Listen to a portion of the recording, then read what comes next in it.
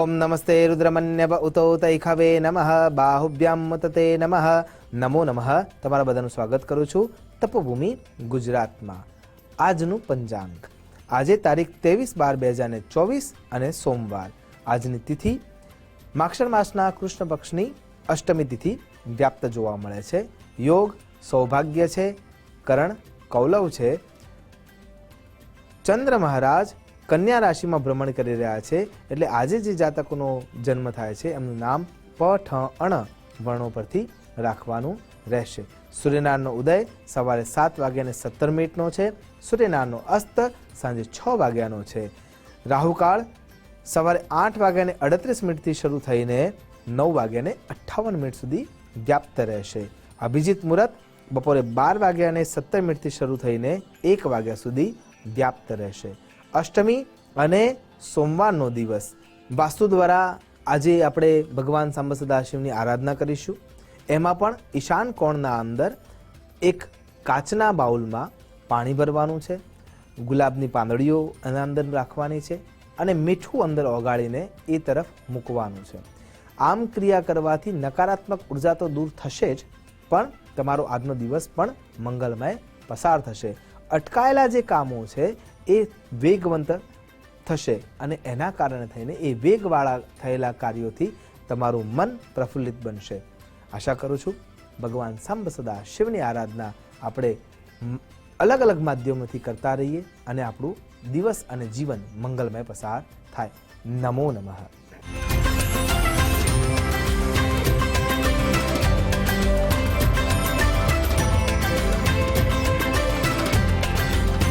शिवजी चंद्र मूलेश्वर केम कहवाया? शीतल चंद्र ने शिवजीए पोताना मस्तक पर केम धारण कर्या? अने जो चंद्र ने धारण कर्या ज छे तो बीजनो चंद्र ज केम शिवजीना मस्तक पर बिराजमान छे? चंद्રના ઈશ શિવ બન્યા તેની પાછળની બે ઘટનાઓ વિશે આજે આધ્યાત્મિક મહાશક્તિમાં જાણીશું જ્યોતિષાચાર્ય ઉર્વેશ કુમાર પંડ્યા પાસેથી।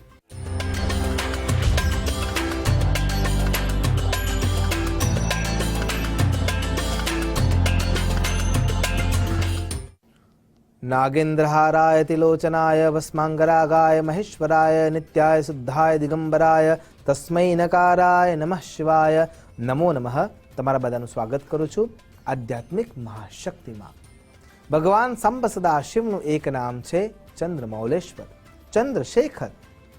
तो आ नाम भगवानने केवी रीते मळ्युं अने कया कारणे भगवान बीजना चंद्रमाने पोतानी जटाओमां स्थान आपे छे? आओ जाणीए ए विशेनी बे घटनाओ। सौथी पहली घटना आपणे जोवा जईए तो समुद्र मंथन वखतनी छे। समुद्र मंथन वखते भगवान सांब सदा शिव काशी क्षेत्रमां तपस्यामां लीन हता अने समुद्र मथाई रह्यो हतो। ए मथायो त्यारे एमांथी सौथी पहेला मंथननी गोळीने तळिये जो ઝેર हशे तो નીકળશે કે કોઈ જડાદર જાગી જશે કે વિશ્વ બળીને ખાખ થશે। મંથનની ગોળીને તળિયે જો ઝેર હશે તો નીકળશે।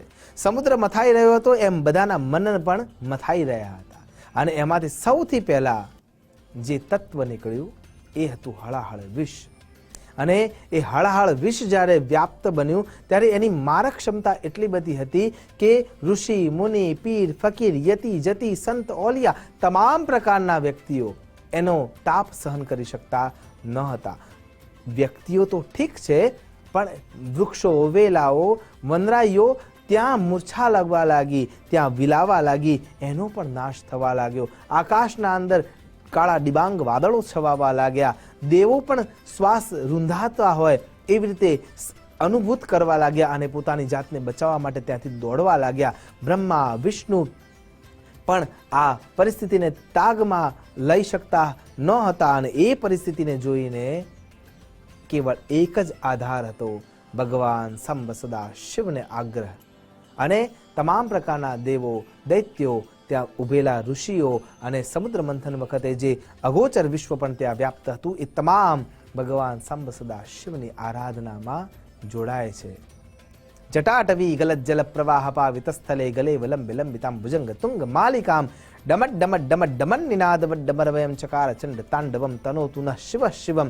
भगवान ने આટલી અરજી કરવામાં આવે છે કે ભગવાન અમારા ઉપર કૃપા કરો, આ હળાહળ વિષ જે વ્યાપ્ત થયું છે એ જો થોડી વાર માટે પણ આમનામ વ્યાપ્ત રહેશે તો સમૂચા બ્રહ્માંડનો નાશ થશે.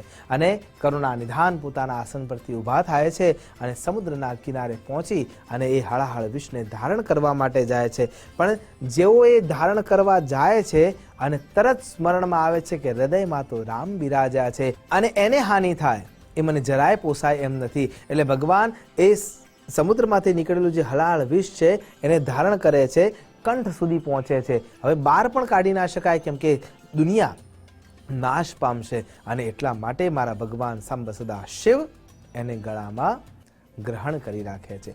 એ શરીરના અંદર વ્યાપ્ત ગરમી જોવા મળે છે કે જેથી કરીને ભગવાન સાંબ સદા શિવના કંઠમાં એ ધારણ થયેલું વિષ છે ચારે બાજુ શરીરમાં ફેલાવા લાગતું હોય એ પ્રમાણે શરીરમાંથી પ્રસ્વેદ વહેવા લાગે છે. ને એ જે પ્રસ્વેદ વહે છે એમાંથી બે નદીઓ ઉત્પન્ન થાય છે. એમાંથી એક નર્મદાજી છે. જ્યારે એ નીકળી રહ્યા છે એ નર્મદાજી, એ વખતે દેવોને એમ થાય છે કે ભગવાન ઉપર આપણે ઠંડક ભગવાનના શરીરને મળે એ હેતુથી એમના ઉપર પાણીનો અભિષેક કરવા લાગે છે. અને અભિષેક જ્યારે ચાલુ હોય છે, પ્રવાહિત થતું હોય છે, ત્યારે એક શક્તિને આત્મસાત કરવા માટે, હળાહળ વિષને કંટ્રોલ કરવા માટે થઈને દેવો આજીજી કરે છે કે ભગવાન તમે ચંદ્ર મહારાજ, ચંદનમ શીતલમ લોકે ચંદનાત અપી ચંદ્રમાં, આ પૃથ્વી પર આ બ્રહ્માંડમાં સૌથી વધારે શીતળતા કોઈ પાસે હોય તો એ ચંદ્ર મહારાજ પાસે છે. અને ત્યાં બધા આજીજી કરે છે કે ભગવાન તમે એને ધારણ કરો. અને એ વખતે ચંદ્ર મહારાજને ભગવાન સાંબ સદા શિવ ધારણ કરે છે. પણ પ્રશ્ન હજી એ જ છે,